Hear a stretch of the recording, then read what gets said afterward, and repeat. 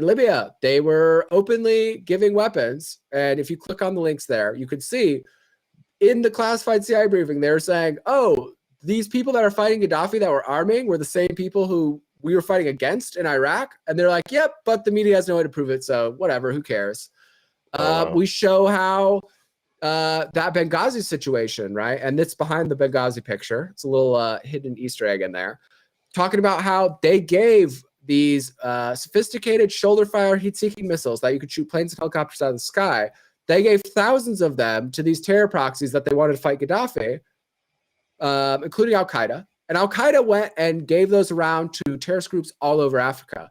So if you remember that Bring Back Our Girls, hashtag Bring Back Our Girls, right, where those girls got kidnapped by those terrorists, and it was this big, social media campaign. Those terrorists got their weapons from Al-Qaeda, who got their weapons from the State Department. So that's why they didn't want to go save Ambassador Stevens, is because if they would have gotten there, if they would have gone and done anything, then they would have to acknowledge that this guy's here tracking down all these weapons that we gave to a bunch of terrorists, right? That was the ridiculous part about it. Italy, the base in Italy, they could have scrambled air support for those guys. It would have been 45 minutes away in a fighter jet, right, if you scramble. And they left him there all night because they didn't want to acknowledge it. So that's in there. How they were arming these other groups, like the Bring Back Our Girls groups, is in there.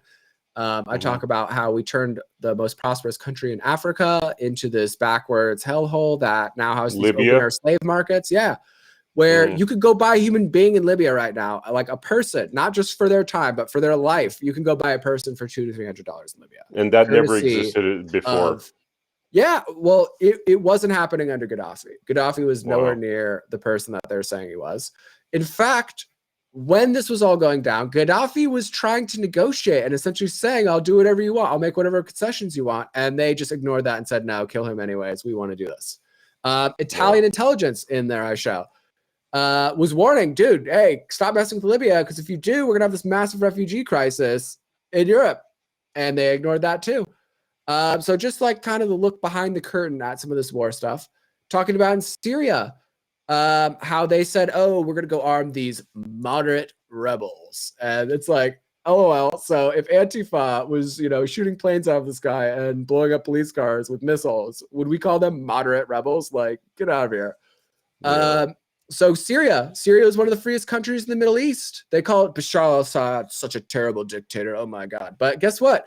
Syria is one of the only places where women could go outside without head coverings. Syria is one of the only places where people could smoke. Syria was one of the only places that people could go dance at nightclubs or drink alcohol, right? Syria is one of the freest countries in the Middle East if you actually look at, the comparisons there. Yeah. And under that pretext of, well, we got to get rid of this horrible dictator, they went and armed a gigantic terrorist army that stormed across Syria. Syria is got all kinds of ancient artifacts and historical sites, right? And these terrorists would just go blow all them up, right? Yeah. Temples in Palmyra, like Roman temples that had stood there for 2,000 years, survived everything in 2,000 years, all the wars, all the changes of hands. Those terrorists just went and blew them up, right? Sadistic stuff. And they were burning people alive. They were cutting people's heads off. And so if you look at that page, it is a little graphic. But the idea there is I'm trying not to sugarcoat this for you. I'm trying to show you, like, I hope you are disturbed by this page. I hope this makes you sick to your stomach. I hope that this makes you realize that this government is evil. Like, this is not hyperbole. This government is evil. And they are taking our money and wasting it. They are flooding our country in drugs. They are going and stirring up all the problems that they claim to be trying to fight around the world. And then get this, when those terrorists weren't winning fast enough, what did they do? They went and they took chemical weapons. They got the Saudis, KSA of Saudis, to do these staged chemical weapons attacks and essentially try to manufacture our consent to go to a full war there, right? So just preposterous on every level. And so I show, hey, here's the situations. And then later on, I put some videos on there of the in-depth analysis from both UN's weapons inspectors and from some other independent journalists of like how these chemical weapons attacks, there's zero chance that they happen how they said they did.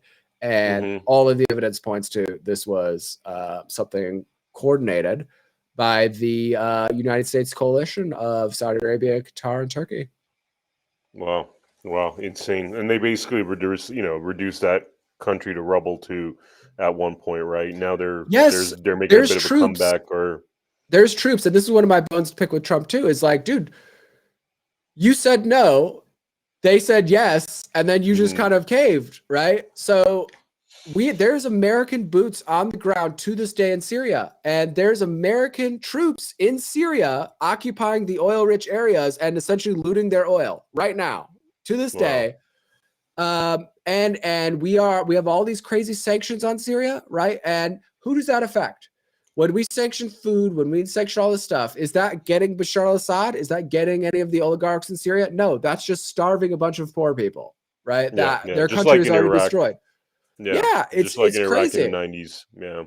Yep, and it's like, so you guys went and killed in Iraq, for example, 1 million civilians, 1 million civilians killed by the United States, and you guys are talking about how these terrorists are so bad, right? Like how it's not even close. The carnage caused by the American deep state and our British allies does not even compare whatsoever to the carnage caused by these terrorists that we stood up in the first place.